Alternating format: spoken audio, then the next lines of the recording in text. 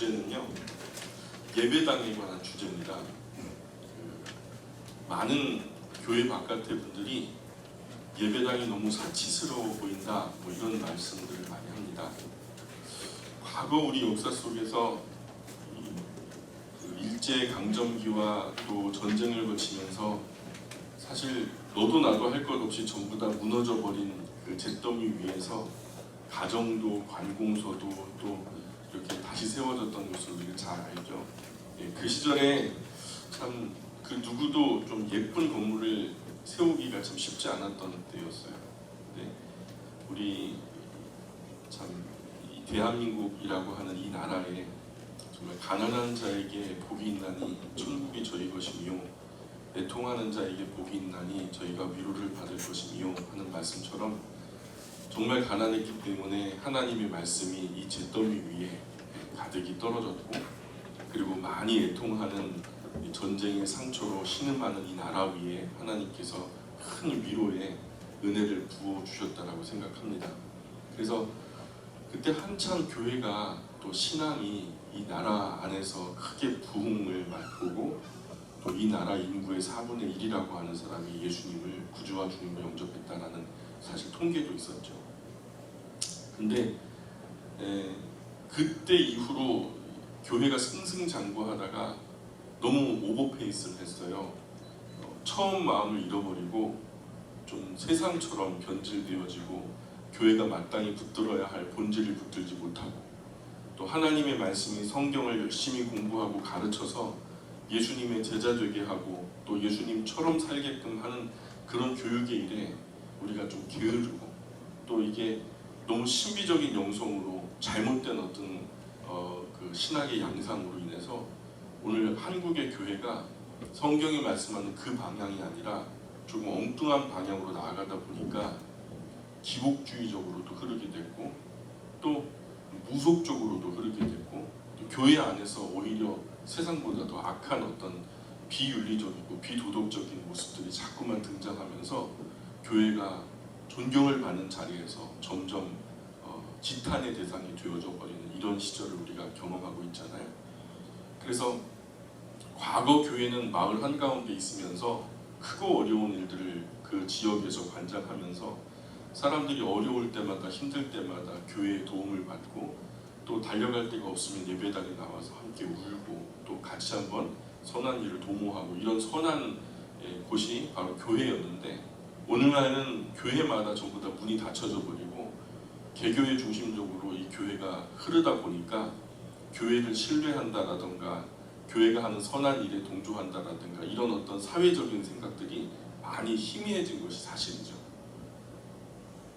그런데 이런 양상 속에서 갑자기 어느 대형 교회가 수백억을 들여서, 또는 뭐 천몇백억, 이천몇백억을 들여서 예배당을 짓는다라고 하는 뉴스들이 나오고, 또 어느 교회는 뭐 교회 세습으로 인해서 뭐 연봉이 몇억 원이 되는 그 목사님이 아들 목사님에게 또 이렇게 교회를 물려준다라고 하는 어떤 뭐 마치 큰 기업의 총수가 아들에게 총수의 자리를 물려주는 것을 부독하게 생각하는 세상의 그런 이치처럼, 교회 안에서도 그런 일들이 자꾸만 내부적으로 비춰지게 되니까 교회 외부적으로는 손가락질하죠. 교회 바깥에서는 교회를 손가락질하고 교회 내부적으로도 심히 염려하는 그런 분위기가 큽니다. 모두 좀 덕스럽지 못하다, 좀 상식에서 어긋나는 모습들이 많이 나타난다라고 하는 그런 우려가 이 교회 안팎으로 있는 것 같습니다. 과거 교회 역사 속에 지어져 왔던 예배당은요, 참 검소하고 아주 실용적으로 설계되었었어요. 전 어려운 교회 살림에 이제 뭐 은행빚 내고 뭐 성도들 주머니 짜내가지고 화려한 예배당을 짓는 것을 저는 절대 찬성하지 않습니다.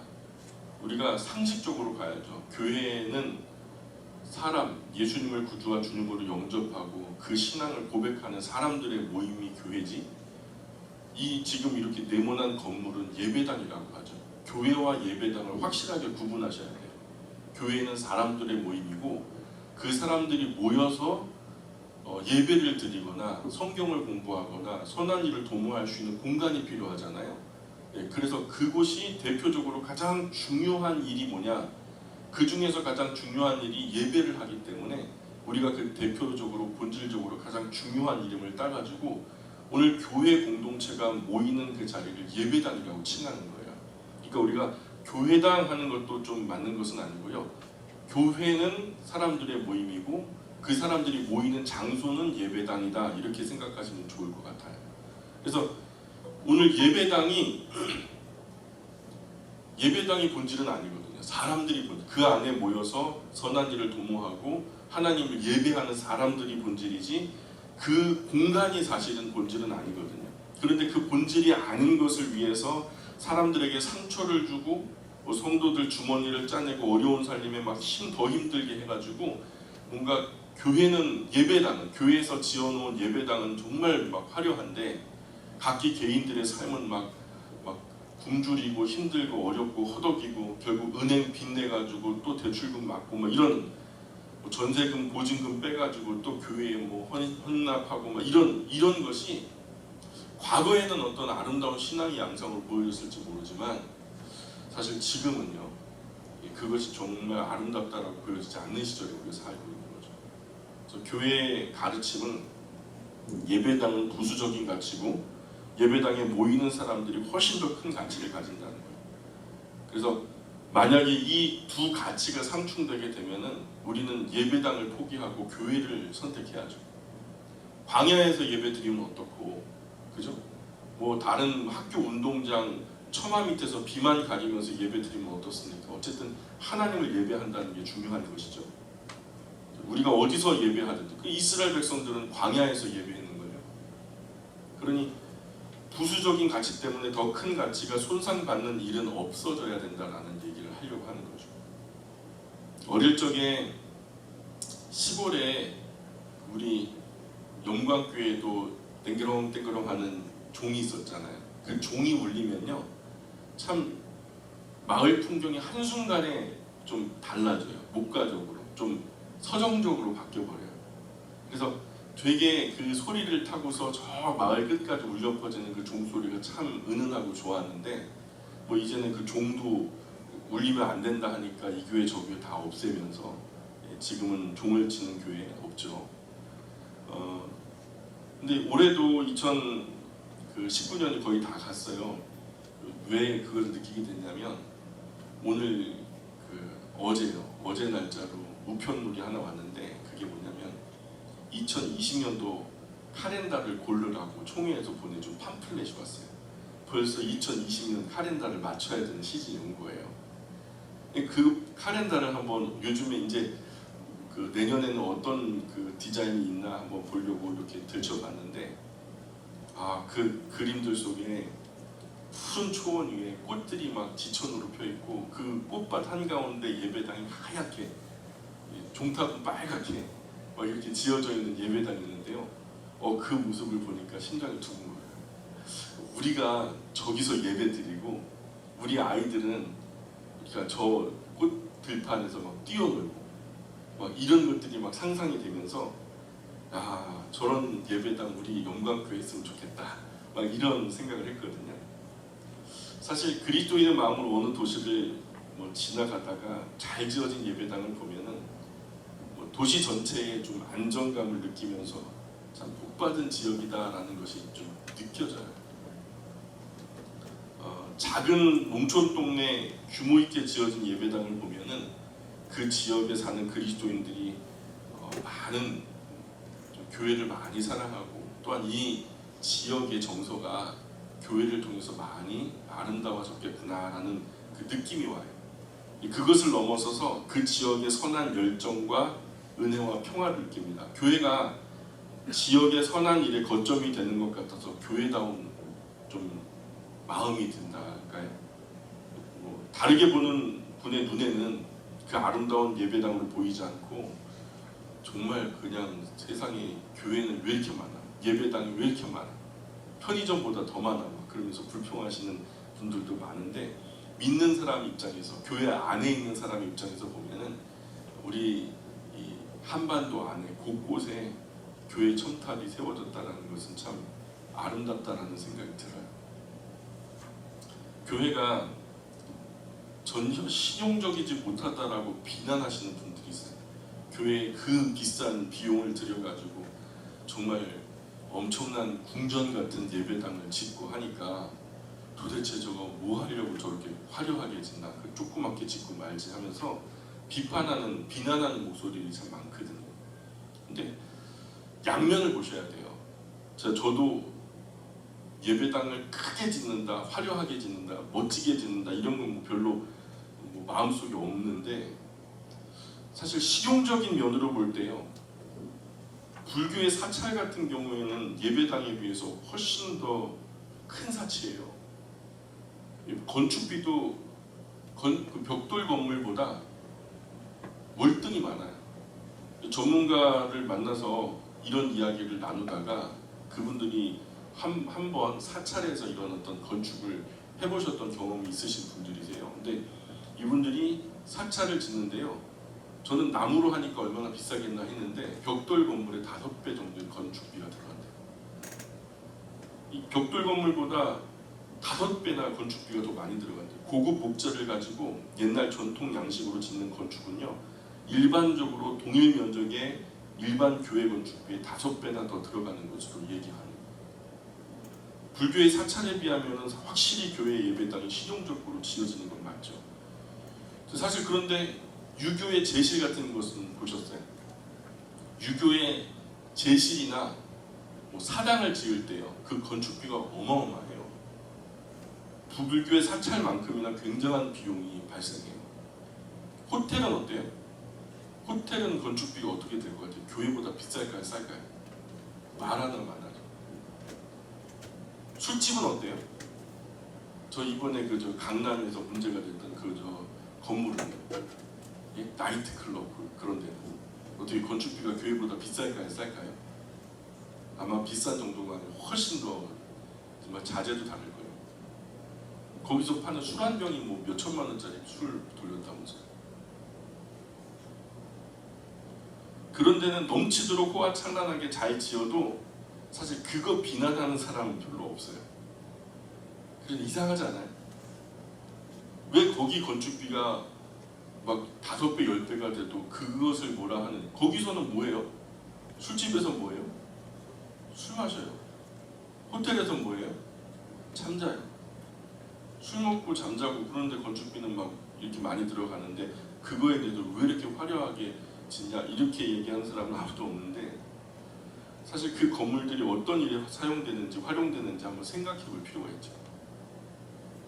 건강하고 왕성한 교회의 예배당은요, 어린 아이로부터 어른까지 거의 매일 사용되어져요.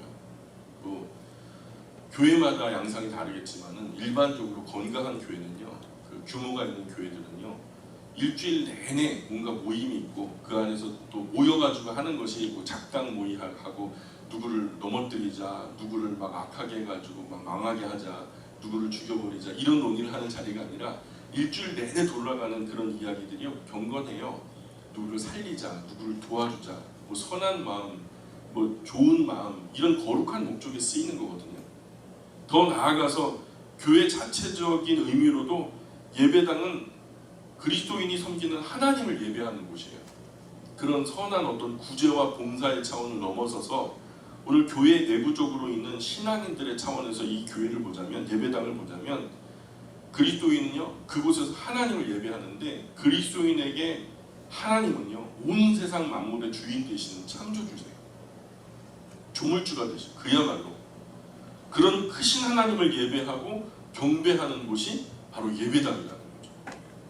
그런 의미로 예배당을 생각하게 되면, 예배당을요, 사실 황금 보석으로 만든다고 해도 전 부족하다고 봐요. 제가 유럽의 예배당에 가볼 일이 있었어요. 그 나라 예배당을 보면 우리나라 예배당은요, 진짜 초라해요. 우리 예배당은 상가 건물에 있잖아요. 근데 거기는요, 아주 그냥 진짜 예술 작품처럼 막 들어가는 공간부터 시작해서 자연 채광까지 신경을 써가지고, 제가 갔던 데는 스위스에 있는 그 제네바 그 쥐리에 있는 찌빙글리 기념교회라고 하는 교회를 갔어요. 거기는요 들어갔는데 동그란 어떤 큰 창이 있는데요. 오후에 이제 그곳에 들어갔는데 그 창문이 말입니다. 그 길쭉한 창문 있고 동그란 창문 있고 글로 자연채광이 들어오는데 그게 샤갈이라고 하는 위대한 어떤 예술가가 스테인드 글라스로 성화를 그려놓은 거예요. 오색 찬란한 어떤 그 예술 작품을 통해서 햇빛이 부서져 들어오는데요. 마침 그 부서져 들어오는 그 오후 시간에 백발의 할아버지께서 파이프 올겐 앞에 앉아가지고 성가곡을 막 연주를 하는데요. 야, 정신이 어지러질 만큼 정말 황홀한 그런 분위기를 제가 느꼈어요. 참 그들에 비하면 그 지역 그리스도인의 사실 마음과 정성과 물질을 모아서 하나님을 위해서 그 지역 사회를 위해서 아마도 그렇게 지어진 예배당 아니겠어요? 당대 최고의 예술가들이 자기에게 있는 모든 예술을 감각, 예술 재능을 총동원해가지고 정성을 다해서 기술을 다해서 힘을 다해서 종합 예술 작품처럼 만든, 우리나라처럼 그냥 상업적으로 훅 만든 게 아니라 그야말로 혼을 담고 정성을 담고 막 사랑을 담아서 지은 건물이 그 지역 예배당이에요. 그 지역 사람들이 자기가 사는 그 지역에 그 예배당이 있으니까요. 그 예배당을 자랑스러워요. 자기는 예배당 안 다녀도, 자기는 그 교회 다니지 않아도요, 자기 지역에 이런 교회가 있다는 것을 되게 자랑스러워요. 이 지역의 문화유산이다 뭐 이런 것으로 생각하면서 예배당마다 그 지역마다 있는 예배당이 다 달라요. 다 다양하고 강조점이 다르고 형태가 다르고 해가지고 인상적이고 아름다웠거든요. 그리스도인은 나름 정직하고 검소하게 살면서 아끼고 절약해요. 원래 성경을 제대로 배웠고 성경대로 사는 그리스도인, 정말로 참된 그리스도인이라면 하면요, 사실 술도 거의 즐기지 않고 담배도 안 펴요. 술, 담배 즐기지 않는 대신에 그것을 아끼고 절약하고 근검절약하고 사치하지 않고 검소하게 살려고 애를 쓰죠. 그렇게 모여진 그 개인의 사유재산, 사재를 털어가지고 거룩한 일을 위해서 예배당에 헌금을 하고 그 교회에서 그 헌금들을 다 거취해서 매주 통계하고 매달 통계하고 매해 통계해서 모두 알 수 있도록 예산과 결산을 기록하고 인증하고, 그래서 모든 성도 모든 총회 안에서 인준을 받아서 건강하게 집행하게 해요. 그에 비해서 오늘 불교나 로마교에 들어간 헌금이 어떻게 쓰이는지 주변에 불교 신자라든가 로마교 신자들이 있어가지고 물어보면요, 모른대요. 1년에 한 번씩 그런 것들이 안 이루어져요. 바르게 쓰여진다 해도 일단 알 수 없게 폐쇄되어 있다고요. 일반적으로 건강한 교회는요, 모든 재정이 그늘 없이 깨끗하게 공개됩니다. 교회 속에서 헌금을 드리는 사람은 누구나 내가 드린 헌금이 어떻게 수입으로 잡혔고 어떻게 지출로 잡혔는지는 알고 싶어요. 그러면 재정분에 오셔가지고 요청을 하면은 연락이 돼요. 그 회계 내역이 아주 투명하게 공개가 됩니다. 교회 예배당뿐만 아니라 저는 온 세상의 모든 건물이 어떤 건물이 되었든 잘 지어져야 된다고 생각해요. 건물은 우선 잘 지어져야 되죠. 못 지어지는 것보다는 잘 지어지는 게 맞지 않습니까? 견고한 기초를 놓고 자재가 허름한 것이 있고 좋은 자재가 있다면 이왕이면 좋은 자재를 적절하게 써가지고 튼튼하게 오랫동안 그 자리에 서서 그 지역에 인상을 남길 만한 작품 같은, 요즘 말로 이걸 시그니처라고 해요. 시그니처. 그 지역에 가면 그것을 볼 수 있다 그래갖고 어떤 면에서는 랜드마크다 막 이렇게 얘기하잖아요. 우리가 저 서울에 가면은 뭐가 있어요? 63빌딩 이렇게 하는 것처럼 그 랜드마크거든요.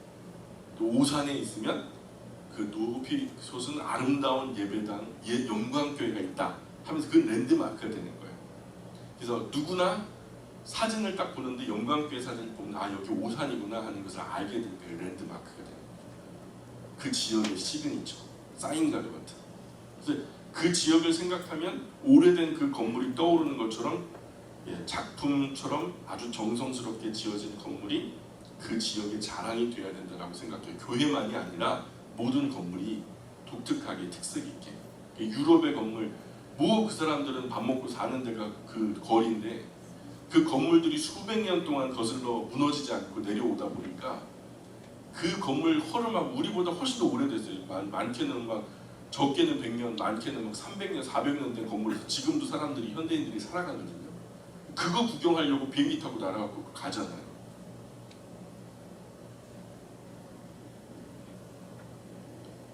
교회 예배당이 만이 아니라 모든 지어지는 건물들이 저는 그렇게 좀 이렇게 정성이 담겨진, 그러나 함부로 고치지 못하고 오랫동안 보존되어지고 사람들의 인상에 각인되어지면서 우리가 오래됐을 때 뭔가 어렸을 때 생각을 떠올리면 그곳에 그게 있으면 감동이 되잖아요.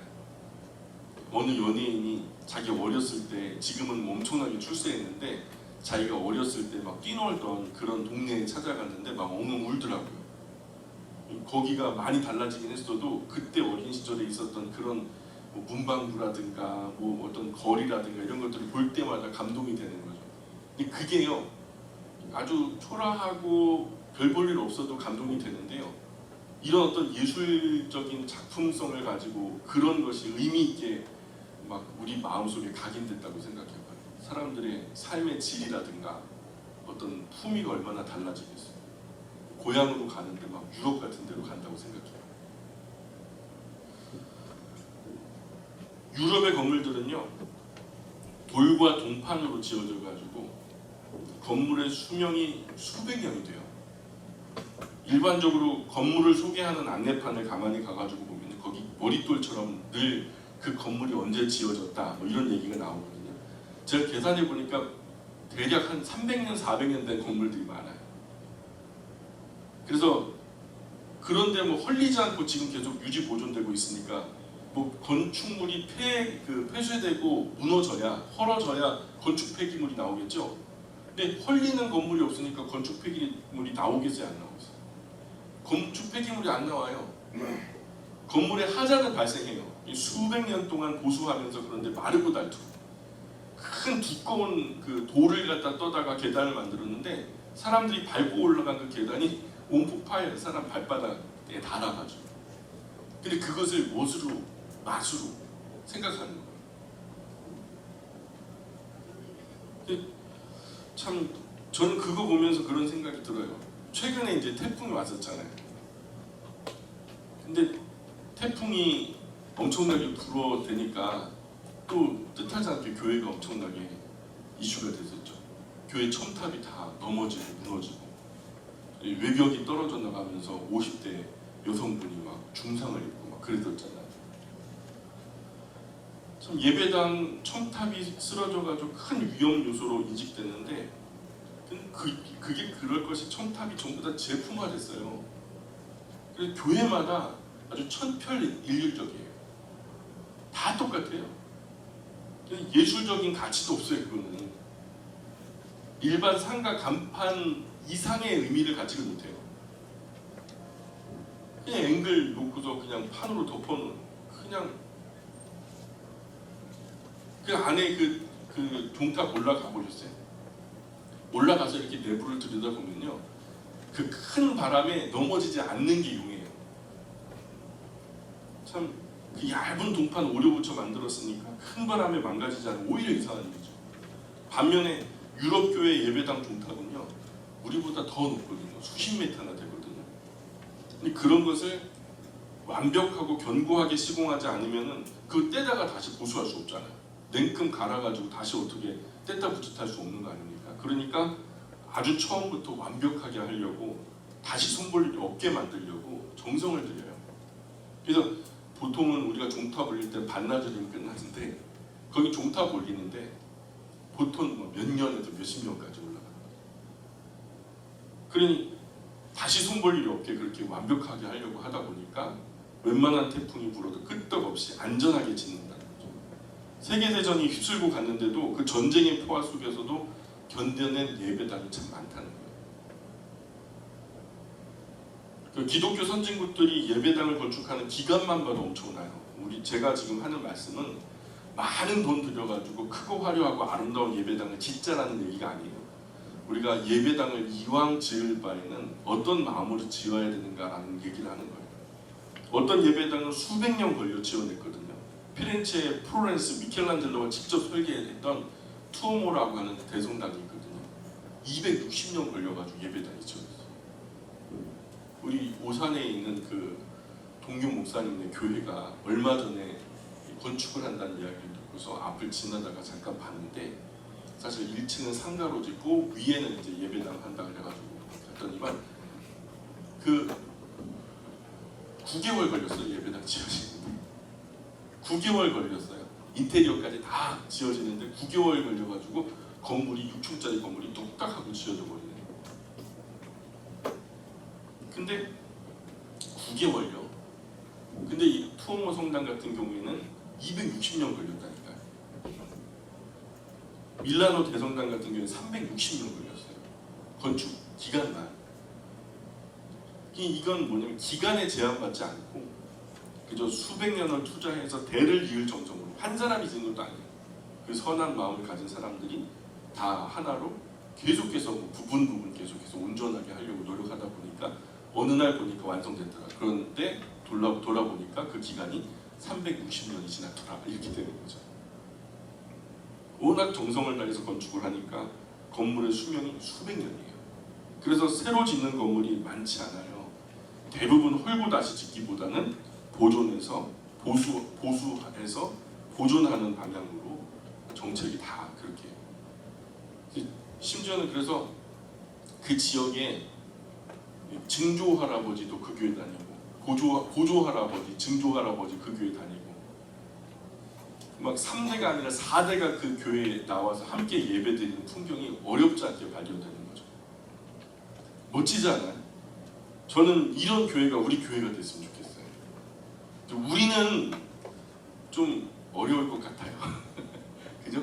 지금부터 짓기 시작하면 300년 지나야 완성될 텐데, 우리는 좀 이제 선한 토대만, 이런 마음이나 다윗처럼 그런 마음만 하나님께 올려드리고, 우리 다음 세대, 경건한 다음 세대가 세워지게 되면은 그들이 좀 이런 그 기초, 좋은 마음 하에 솔로몬처럼 멋지게 우리 영광교회 예배당을 지을 수 있으면 참 좋겠다는 생각이 드는데, 세상의 수많은 종교는 사찰이나 뭐 성당이나 모스크나 무엇이든요, 예배의 장소로 건물을 가지죠. 그 중에서도 가장 검소하게 지어진 건물이요, 단연코 예배당이다, 저는 생각해요. 오히려 저는 하나님 앞에서 예배드리는 이 집이요, 너무 규모 없이 지어진 것을 보면 사실 안타깝죠. 현실이 어려워서 상가 월세 내기로 바쁜데 뭐 건축을 한다는 거 말도 안 되고, 땅 사기도 어려운 이 작은 그 나라에서 그러기는 어렵지만, 사실 우리가 이 예배당 안에서 전하는 복음의 가치는 사실 그것보다 훨씬 더 큰 가치를 가지지 않아요. 맞죠? 전도자가 전하는 복음의 진리는 그 가치가 무한하잖아요. 그렇죠? 선물의 내용이 귀하면 선물의 포장도 달라지는 거죠. 그 선물의 가치에 상응하도록 선물의 포장도 정성이 들어가요. 그런 것처럼 건물과 시설이 열악해서 우리가 가지고 있는 값진 진리의 권위가 손상될까봐 염려가 되게 돼요. 왜냐하면 사람들은 많은 경우 비주얼을 보거든요. 외모를 봐요. 처음부터 깊은 진리를 깨달아 알아서 예배당에 들어오는 분은 거의 없고, 처음에는 외모를 본다니까요.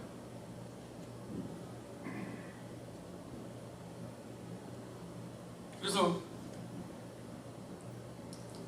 너무 사치스럽게 너무나 큰 건축 비용을 들여서 건축된 예배당이 있어서 사회적으로 염려가 되는 것도 사실이에요. 그런 마음은 이해할 수 있어요.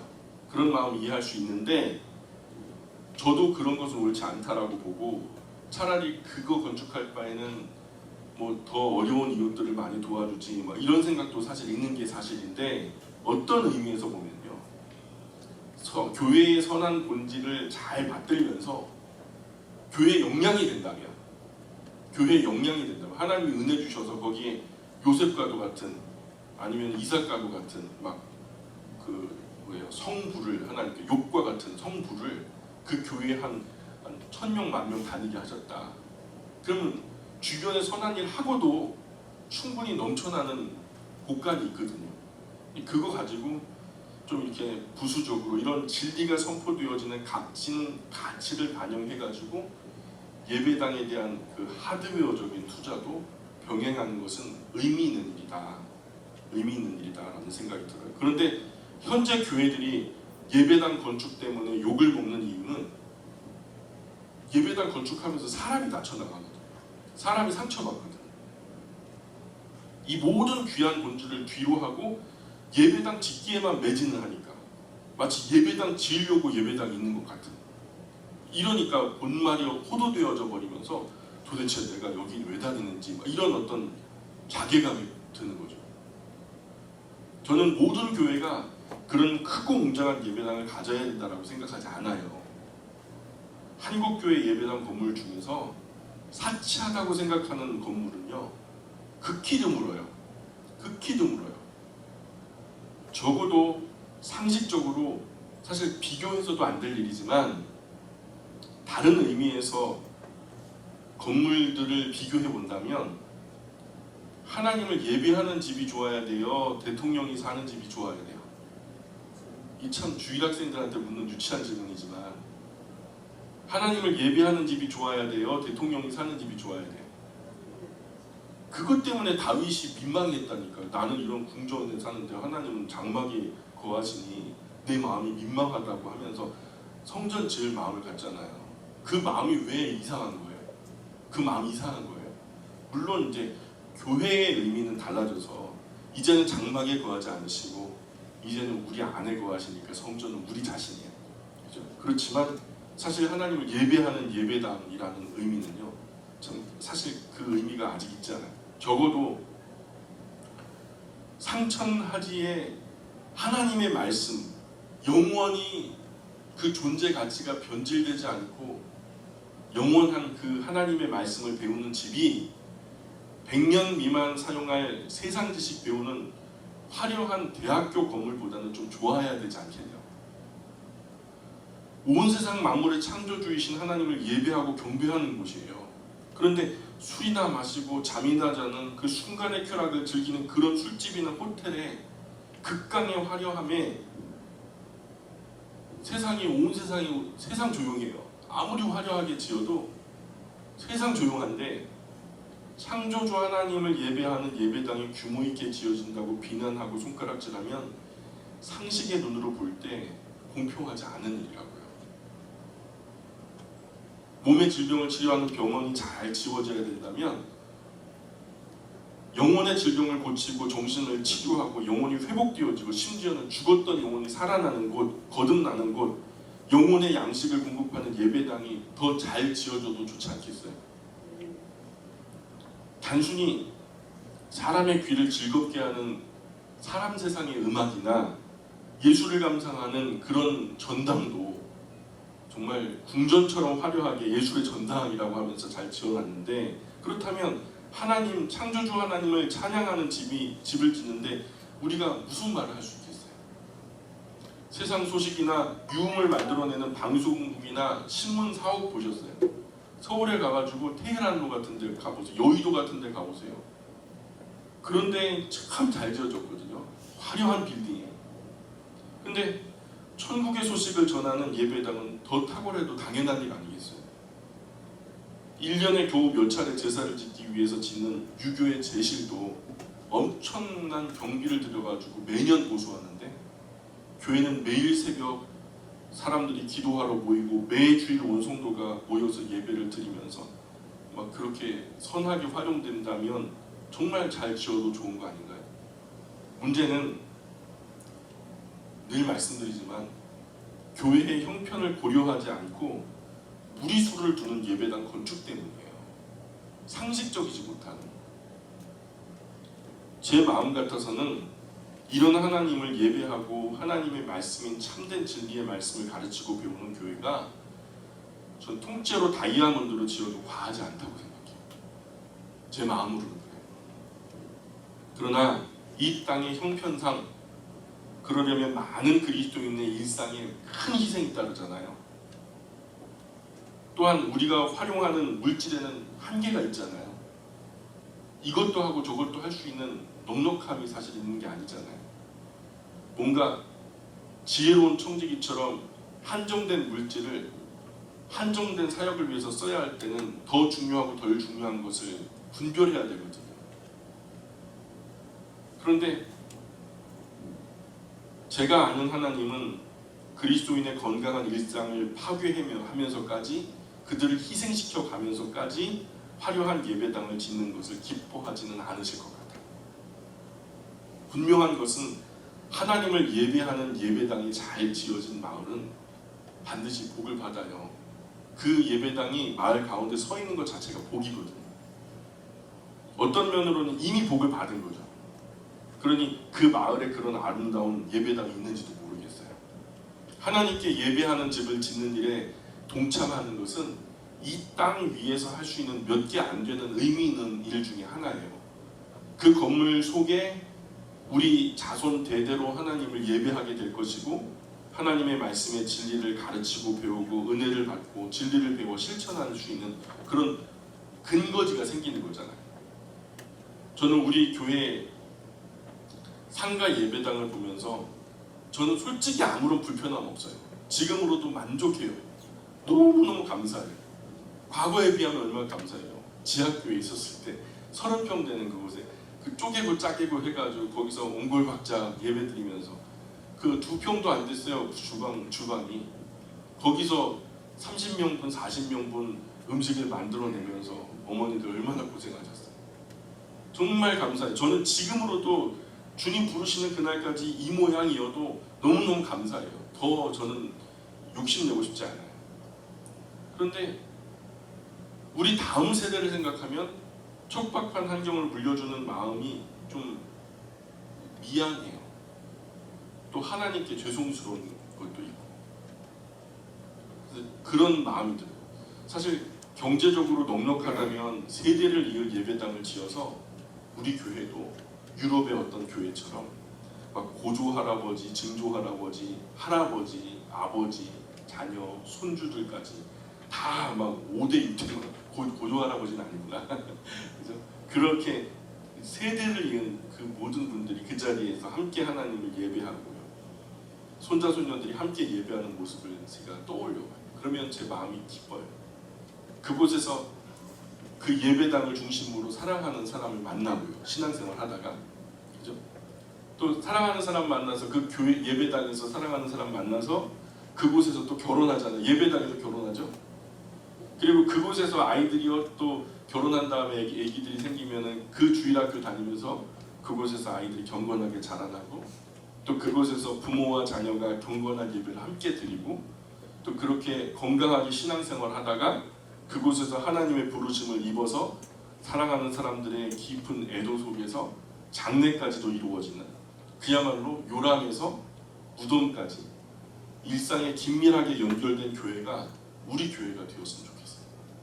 그러나 우리가 아무리 전 세계적으로 아름다운 건물을 지어서 하나님께 선물한다 해도 그것으로 충분할까요? 하나님도 그러셨잖아요. 내가 언제 성전 지어달라 그랬냐. 어느 성전이 나를 만족시킬 만한 성전인데, 그죠? 사실 우리가 아무리 이 땅에서 아름답게 화려하게 짓는다 해도 천국에는요 하나님을 예배하는 처소가 황금 보석으로 꾸며져 있다고 소개하고 있거든요. 이 땅에서 아무리 화려하고 아름답게 지어봐요, 천국에 있는 것 그것과 비교가 될까? 우리의 예배당이 그 교회를 다니는 교인들만을 위한 공간이 아니었으면 좋겠어요. 지역 사회를 위해서 개방되어져서 함께 선한 일에 논의되어지고 선한 기능이 활용되어지는 좋은 시설이 되었으면 좋겠어요. 지금 우리 영광교회도 때때로 시시마다 어떤 분들이 교육을 위해서 좀 쓰겠다 그러면은요 제가 흔쾌히 허락을 해요. 마음껏 쓰시고 정리만 해놓으시라고. 지역과 마을의 공회를 위한 장소, 예전에는 공회당이라고 있었잖아요. 마을 사람들이 다 한 곳에 모여가지고 마을의 긴밀한 일들을 갖다 회의할 때 공회당에서 모여가지고 회의를 했거든요.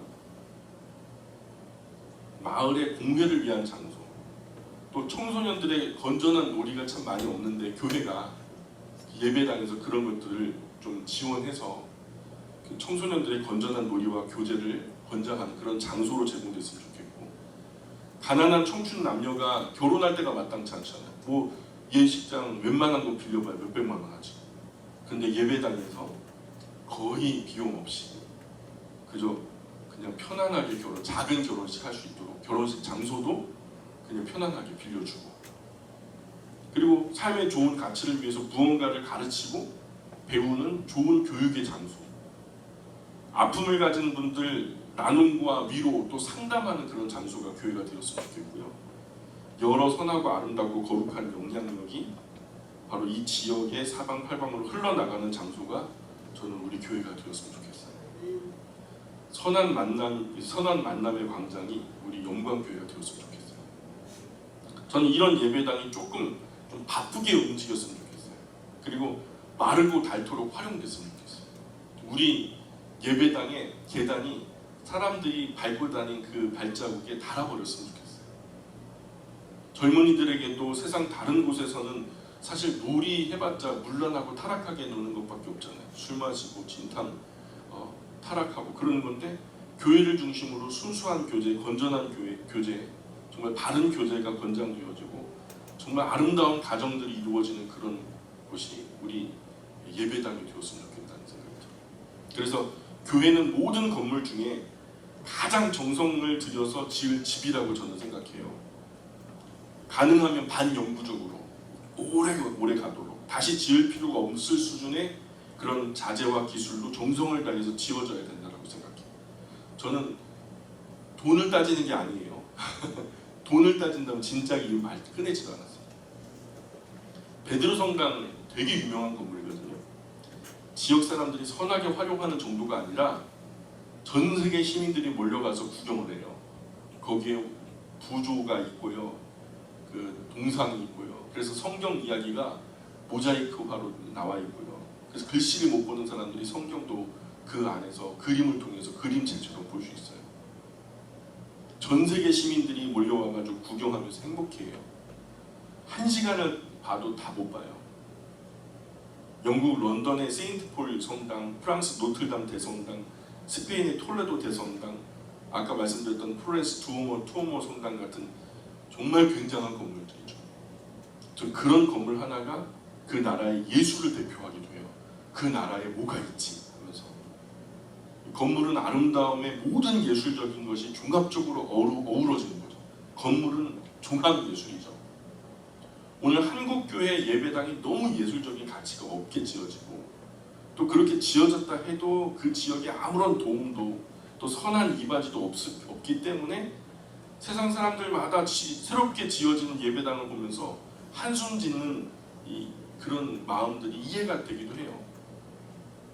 이런 마당에 우리 시대의 교회를 향한 저의 꿈이 좀 사치스러운 건지는 모르겠지만, 그러나 이런 연약함을 넘어서 이 세상에 꼭 필요한 교회와 예배당이 되기를 좀 소망해 봐요. 온갖 아름다운 곳으로 하나님을 찬양하고 경배하고 예배하면서 그 지역에서 자라는 자녀들의 정서가 아주 경건하게 길러지는 것이 얼마나 가치 있는 일이에요. 가능하면 시간이 조금 더 걸리고 준비를 조금 더 해서라도 너무 조급하게 마음 먹지 말고, 뭐 거기에 억만금이 들어가는 거 아니잖아요. 사실 정성이 들어가는 거죠.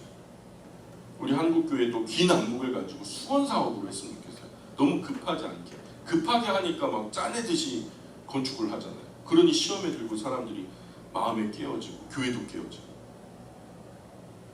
건물을 한 세대 안에 지으려고 하면 안 되죠. 적어도 몇 세대에 걸쳐서 허술하게 지을 생각 말고 규모 있게 아름답게 예술작품처럼 지어졌으면 좋겠다는 생각이 들어요. 한국을 생각하면 그곳에 있는 어떤 교회 예배당이 떠오르는 그런 한국의 랜드마크 같은 시그니처 같은 그런 교회가 많아졌으면 좋겠어요. 무리해서 빚을 내가지고 성도들 주문을 짜내자는 그런 말이 아니고, 하나님을 예배하는 예배당을 짓는 일은요, 억지로 강제로 부담스럽게 하면 절대 안 되거든. 그래서 다윗에게 성전 건축하지 말라고 하나님이 거절하신 거예요.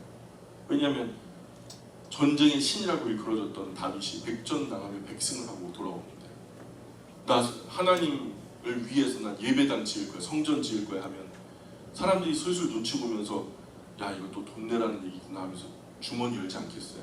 그럼 그렇게 부담스럽게 모여진 물질 가지고 하나님께 성전 지어 드리면 하나님 기뻐하실까요? 그러니 평화의 시대에 하나님은 성전이 지어지기를 원하셨어요. 그래서 평화라고 하는 이름을 가진 솔로몬, 샬롬, 솔로몬을 통해서 하나님이 성전을 허락하시죠. 하나님이 은혜 주시는 대로 자연스럽게 자원하는 선한 마음들이 모여서 선한 큰 일이 이루어지도록 구상되어지고 추진되어졌으면 좋겠다는 생각이에요. 돌 같은 거 어느 교회 가까이 가니까요, 대리석을요, 와, 그 막 이만한 걸 갖다 어디서 떼왔는지 갖다 붙인 거예요. 가까이 가가지고 보니까 1cm만 돌이야. 안에는 그냥 드라이기트라 그러나요? 본드로 그 붙여놓은 거예요. 돌 같죠? 돌은 아니에요. 돌인 듯 돌 반. 그게 아니라 저는요, 한국에 돌이 얼마나 흔한데요. 돌이 얼마나 좋은 돌이 많은데요. 또 그냥 돌을 갖다가 껍데기만 붙이는 게 아니라 그냥 돌을 그냥 통째로 쌓을 수 있는, 그래야 막 100년 가고 200년 가고 막 한 300년 가고 500년 가고 그러지 않겠어요. 그래서 진짜 다음 세대 다음 세대 자자손손 바라보고 지을 요량으로 이를 이룰 소망이 한국 교회에 있었으면 좋겠어요. 그래서 도시마다 마을마다 선하고 거룩한 영향력의 중심에 교회가 좀 머물기를 좀 소망해 봐요. 세계적으로 아름다운 예배당 가지고 있는 나라를 보면 참 부럽습니다. 잘 살고 평화로워요. 자유로워요. 후손이 지금 굉장히 크게 잘 돼요. 근데 그 복이 교회로부터 비롯됐다는 것을 의식하는 사람들은 별로 없지만 어쨌든 그 후손들이 큰 복의 열매들을 따먹고 있어요. 우리나라도 하나님께 예배하는 아름다운 예배당이 잘 지어져서 자자손손 하나님을 섬기는 아름다운 나라가 되었으면 좋겠어요. 이제는 뭐 목취라고 하죠. 지역에서 막 그 목사님 한 분이 사역하다가 그냥 그 목사님 딱 끝나면은 그냥 교회가 사라져 버려요. 그리고 그 목사님이 은퇴할 때 되면 다 그냥 들어먹고 나가버려요.